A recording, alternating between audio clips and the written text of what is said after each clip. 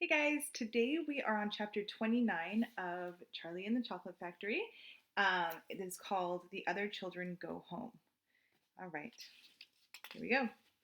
This is our second last chapter.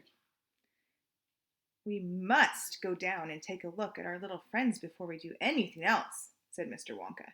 He pressed a different button and the elevator dropped lower. And soon it was hovering just above the entrance gates to the factory.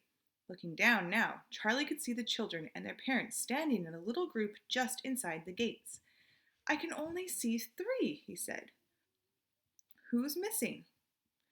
I expect it's Mike TV, Mr. Wonka said, but he'll be coming along soon.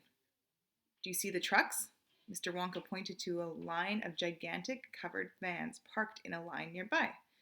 Yes, Charlie said. What are they for? Don't you remember what it said on the golden tickets?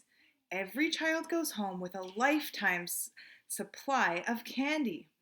There's 1 truckload for each of them, loaded to the brim. Aha!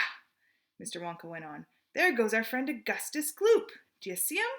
He's getting into the first truck with his mother and father. You mean he's really all right? Asked Charlie, astonished. Even after going up that awful pipe? He's very much all right, said Mr. Wonka. He's changed, said Grandpa Joe, peering down through the glass wall of the elevator. He used to be fat. Now he's thin as a straw. Of course he's changed, said Mr. Wonka, laughing. He got squeezed in the pipe.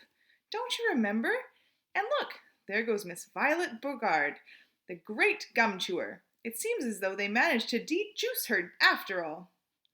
I'm so glad. And how healthy she looks. Much better than before.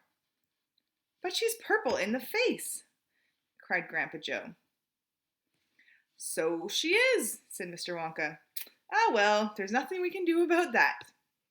Good gracious, cried Charlie. Look at poor Veruca Salt and Mr. Salt and Mrs. Salt. They're simply covered with garbage. And here comes Mike TV, said Grandpa Joe. Good heavens, what have they done to him? He's about 10 feet tall and thin as a wire. Oh, they've overstretched him on the gum stretching machine, said Mr. Wonka. How very careless. But how dreadful for him, cried Charlie. Nonsense, said Mr. Wonka. He's very lucky. Every basketball team in the country will be trying to get him. But now, he added, it is time we left these 4 silly children. I have something very important to talk to you about, my dear Charlie. Mr. Wonka pressed another button, and the elevator swung upwards into the sky.